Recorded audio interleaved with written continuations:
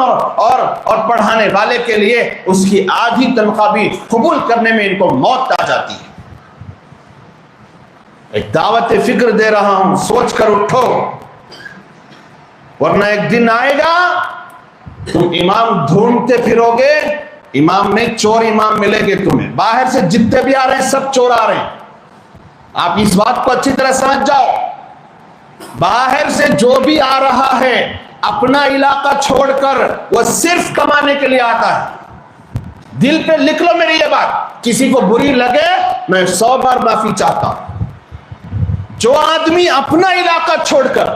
اپنے علاقے کی جہالت کو ختم کیے بغیر، اپنے علاقے کی علمی پیاس بجھائے بغیر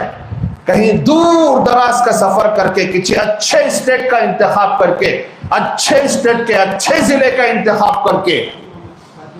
جا رہا ہے تو سمجھ جاؤ وہ لوگوں کو دین پہنچانے کے لیے نہیں بلکہ اپنی ضرورت پوری کرنے کے لیے جا رہا ہے، اپنی خواہشات پوری کرنے کے لیے جا رہا ہے۔ تو باہر سے جتنے بھی آتے ہیں اللہ معاف کرے، ان سے کوئی امید نہیں رکھی جا سکتی، برائے نام کام کریں گے، ان کے دل میں تکلیف ہی نہیں ہے کہ یہ بدعت میں ہماری قوم ہے، ان کو کیسے بچائیں، یہ حرام میں ہماری قوم جا رہی ہے، ان کو رتی برابر پرواہ نہیں، قوم کیا کرا مرو کرو، ان کو اس سے کوئی نہیں، لیکن مجھے کمانا ہے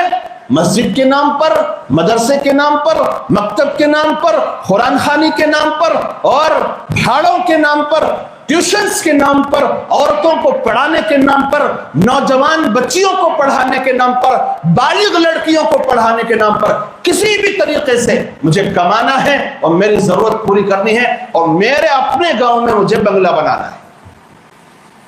یہ سوچ ہے آج کی، یہ کڑوی حقیقت ہے، تم لوگ مانو یا نہ مانو، لیکن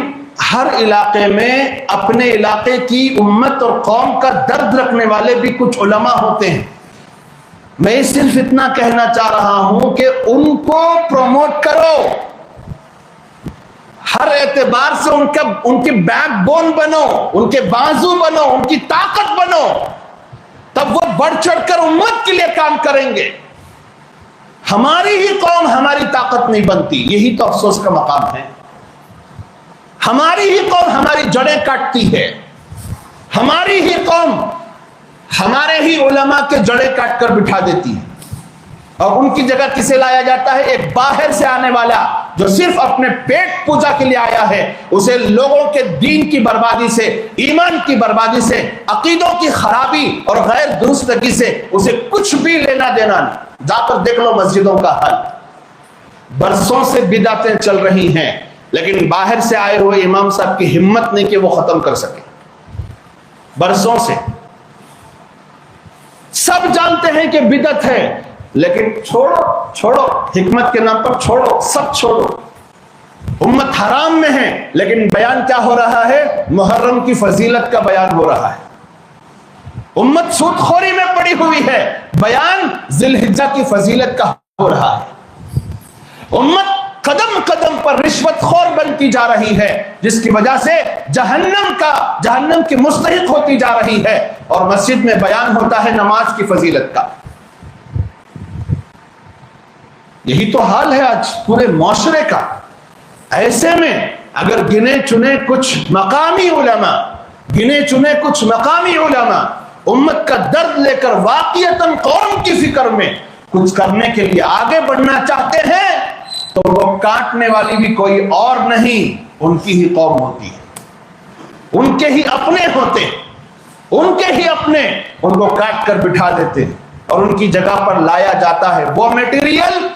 وہ لوگ جن کے دلوں میں امت کی خستہ حالی، امت کی بے دینی، امت کی بے راہ روی، امت کا گناہوں میں ملوث ہونا کوئی معنی نہیں رکھتا۔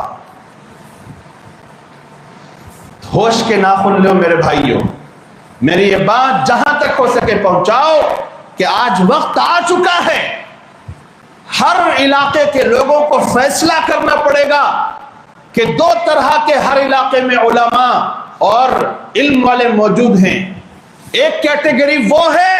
جو صرف اپنی قوم کی بھلائی چاہتی ہے، وہ چاہتی ہے علماء کی کیٹیگری کہ لوگوں میں علم پھیلے، لوگوں میں بدعات ختم ہو، سنتوں کو رواج ملے، لوگوں میں حلال کو رواج ملے، حرام ختم ہو، لوگوں میں اللہ کا ڈر پیدا ہو، مخلوق کا ڈر نکل جائے۔ ایک کیٹیگری تو یہ چاہتی ہے، اور دوسری کیٹیگری جو عام طور پر باہر سے آئی ہوئی ہوتی ہے وہ یہ چاہتے ہیں لوگ ناراض نہ ہو، لوگ ہم سے دل برداشتہ نہ ہو، حکمت کے نام پر انہیں کوئی ایسا حکم نہ سناؤ قرآن حدیث کا جس سے وہ ناراض ہو جائیں، ہمیشہ وہ ہم سے راضی رہیں، ہم ان کی جیبوں کو لوٹتے رہیں، ہم ان کی تجوریوں کو لوٹتے رہیں، ہم ان کی دکانوں کو فاتحہ کے نام پر لوٹتے رہیں، دعاؤں کے نام پر ہم ان کے جیبوں سے رقمیں نکالتے رہیں۔ آپ کو فیصلہ کرنے پڑے گا،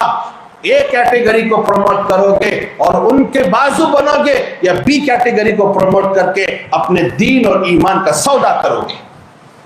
آپ کو طے کرنا پڑے گا، یہ وقت آنے والا ہے۔ میں دیکھ کر پک چکا ہوں۔ ہماری قوم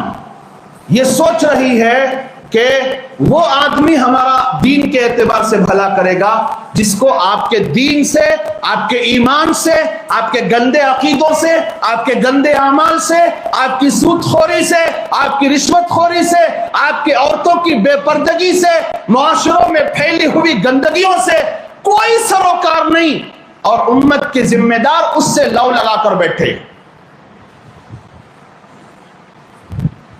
سوچو میرے بھائیوں، ایک دعوت فکر دے رہا ہوں، اگرچہ کہ بات نکل گئی ہے، ٹھنڈے دل سے سوچ کر فیصلہ لینا پڑے گا امت کو۔ یا تو آپ کو ان علماء کے ساتھ کھڑا ہونا پڑے گا جو آپ کے اپنے ہیں، آپ کے مقامی ہیں، اور قوم کے لیے کچھ کرنا چاہتے ہیں، قوم کی ہدایت کے لیے کچھ کرنا چاہتے ہیں، قوم کی اصلاح کے لیے کچھ کرنا چاہتے ہیں۔ یا تو ان کے بازو بنو، یا پھر پیٹ پجاریوں کے بازو بن کر اپنی زندگی، اپنے ایمان اور اپنے دین کو ختم کر لو، اور اپنی نسلوں کے ایمان پر بھی فاتحہ پڑھ لو۔ کڑوی بات ہے، ہو سکتا ہے اس کے بعد مجھے لان تان کا نشانہ بنایا جائے، مجھے گالیاں دی جائیں، اور مجھے ملامت کا ہدف بنایا جائے، اور ہو سکتا ہے کچھ لوگ احتجاج بھی کریں، کچھ لوگ میرے خلاف اسٹیٹمنٹ دیں، کچھ لوگ پروپیگنڈا کریں، لیکن یاد رکھ لو آج جو یہ بات میں کہہ رہا ہوں کہ آپ لوگوں کو فیصلہ کرنا پڑے گا، ایک دن میری بات آپ سمجھ کر رہیں گے، ضرور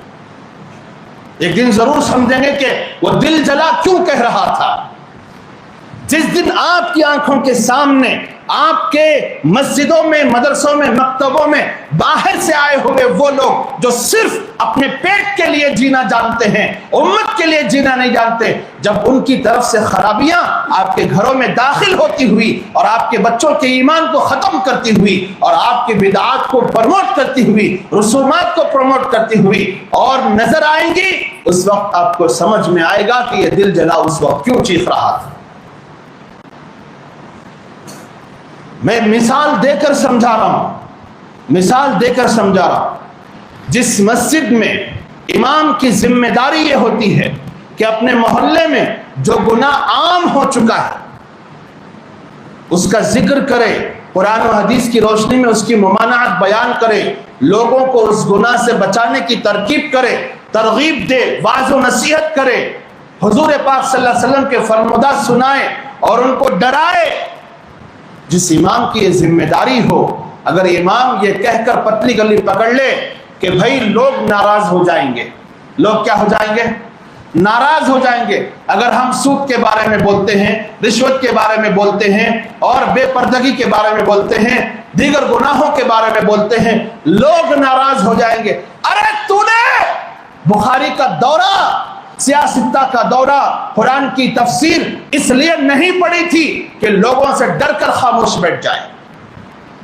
تو نے قال اللہ قال رسول کی صدائیں مدرسوں میں بیٹھ کر اس لیے بلند نہیں کی تھی کہ لوگوں کے ڈرانے میں آ کر اپنی زبان کو بند کر کے صرف میٹھی میٹھی گفتگو کر کے اپنے بیانوں کو ختم کر لے۔ امت نے تجھے ایک ذمہ داری دی تھی، امت نے مدرسے میں اپنا مال لگایا تھا، امت نے اپنے خون پسینے کی کمائی مدرسوں کو دے کر علماء تیار کرنے کو کہا تھا، اور جگرے والے علماء، بولنے والے علماء، حق کے ساتھ کھڑے ہونے والے علماء، حق بولنے والے علماء، حق پھیلانے والے علماء کو پیدا کرنے کے لیے یہ امت مدرسوں کو چندہ دیتی ہے، یہ امت مکتبوں کو چندہ دیتی ہے، لیکن یہاں سے نکلنے والے صرف اپنی خواہشات کو پورا کرنے کے لیے، اپنی ضروریات کو پورا کرنے کے لیے اور اپنی منمانی ٹھڑپ کو پورا کرنے کے لیے لوگوں کے سامنے جمعہ کا قیمتی وقت میٹھی میٹھی باتیں کر کر، مہینے مہینے کی فضیلت سنا کر، محرم آیا تو محرم کی فضیلت، ذی الحجہ آیا تو ذی الحجہ کی فضیلت، سال ہا سال سے برسوں سے رٹے رٹائے جمعے کے خطبے سنا سنا کر فڈپ کر دیا ہے، اکتا گئی ہے قوم کہ ہم نے اپنا مال تو لگایا تھا حق بولنے والے علماء کے لیے اور حق پر جمنے والے علماء کے لیے، امت کی اصلاح کرنے والے علماء کے لیے، لیکن یہ کیا قوم آ رہی ہے؟ نہ کوئی سود کے خلاف بولتا ہے، نہ کوئی رشوت کے خلاف بولتا ہے، نہ کوئی بے پردگی کے خلاف بولتا ہے، نہ حق مال کھانے والوں کے خلاف کوئی ڈنکے کے چوٹ پر بولتا ہے۔ یہ کیسا مال آ گیا؟ امت نے آج مدرسوں کی طرف سے اس وجہ سے بھی بے التفاتی کرنا شروع کر دیا ہے۔ یہ سب وہ کڑوی حقیقتیں ہیں جسے وقت پر سننا اور سمجھنا بہت ضروری ہے۔ ہو سکتا ہے